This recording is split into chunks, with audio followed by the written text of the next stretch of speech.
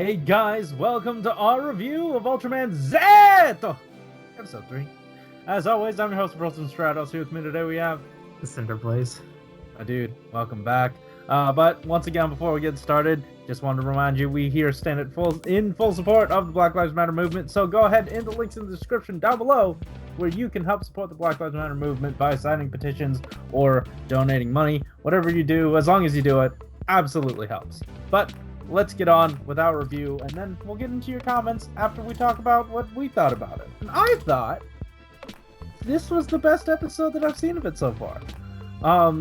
This is the first one where I wasn't trying to rationalize to myself to make it be better in my head, because I understand people like this show, but this episode, this made me really like it. Like, all the characters worked. Like, we have a better feel for the characters. There was this really goofy white dude, ton of them actually, and then like the conflict that they set up at the beginning of the episode was compelling, and it built off of the failings of the main character really well. So everything just sort of worked here. Yeah. And like even with like the goofy white characters, all of those guys are completely lovable in their own way. Especially the one person who like actually stuck to his guns and spoke Japanese for most of the episode. Yeah. I think like the premise for this one was like a lot more believable for like the world that we had already set up. I think for like some of the previous episodes, we're just kind of like we didn't really have much of a world that was established. Because we were kind of like wondering, like, well, what are these monsters trying to do? Like, what are they trying to get towards? Is there like a villain? Like, what are we working towards? We saw like those like buckets of sludge in episode 1. They didn't go back to it. What's going on? But just like, you know what? You know how there's like a bunch of like casualties and all that crap? Well, we're just gonna focus on that and only that. So, like, and they found a very good thing to address, because it is like you're saying, like a very important topic to even talk about, because we discuss collateral damage every now and again, and Ultraman, I feel, is the one that addresses it the most. And to have an episode focus around it just made it more like it justified it for now.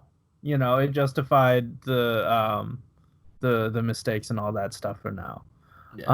So I enjoyed it, and it's a conflict inherent to a lot of the shows we watch. Yeah, and I think like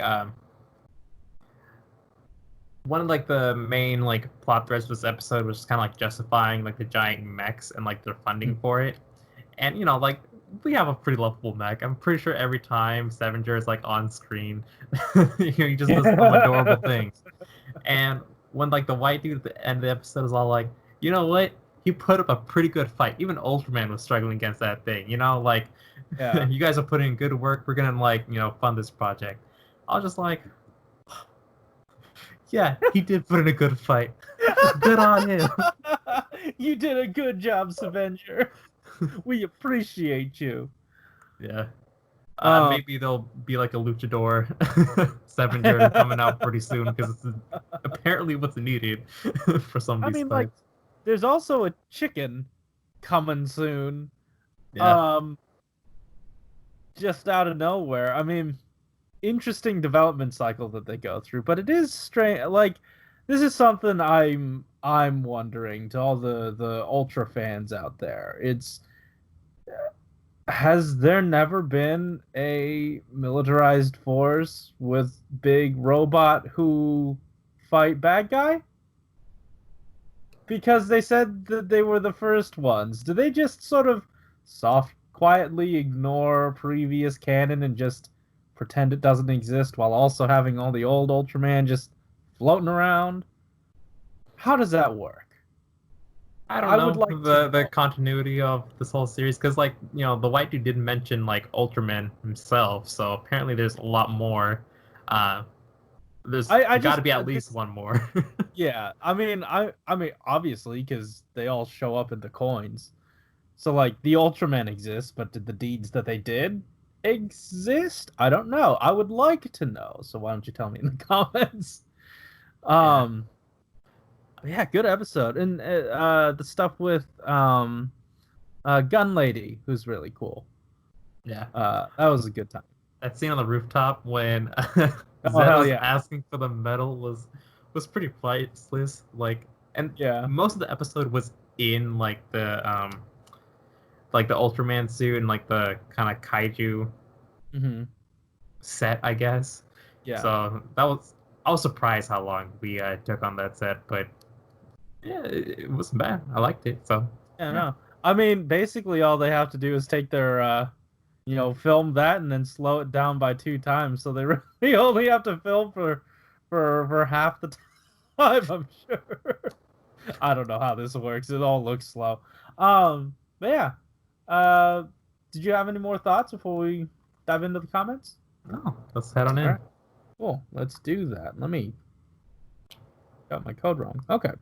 Okay. Ultraman Zett. Let's see who's here. Heroic Gangster says Ultraman finally acknowledged their American fan base by making their appearance simp for just a little Ultraman action. Yeah. Yuki Miyazaki says, "Oh, this episode is either really cringy or really funny for people outside of Japan, especially seeing how they handle the American stereotype. But regardless of that, this was really fun to watch.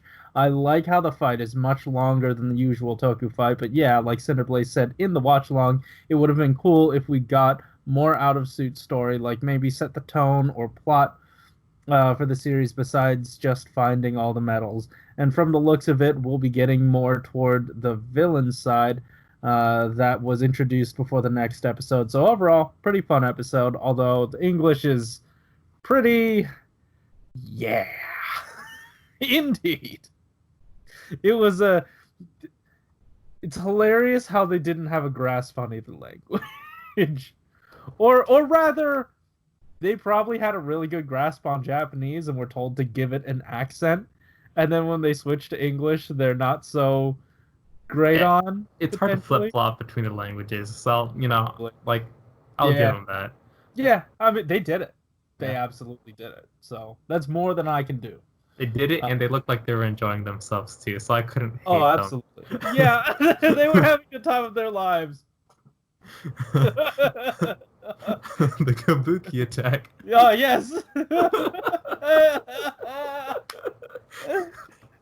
I was astonished at how well that they concluded it. I didn't know if they were gonna leave it on a somber note and have that like plot thread keep going, but they were like, "No, this is great, fully funded." Like, it gave me it gives you a nice conclusion at the end.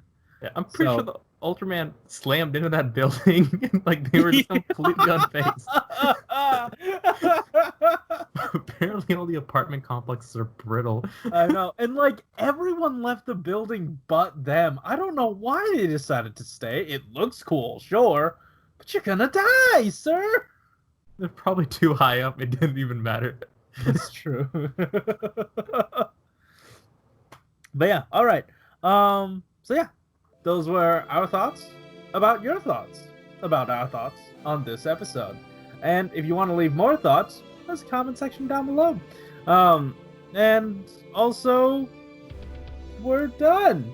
Help support the Black Lives Matter movement. Go to all the links in the description down below. Sign petitions, donate money, whatever you can do, as long as you do it. Guys, thanks for watching. Keep it juicy.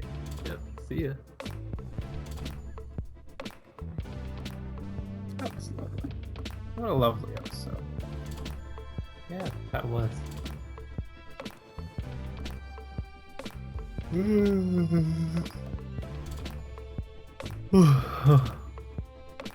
Alright, let's go check in on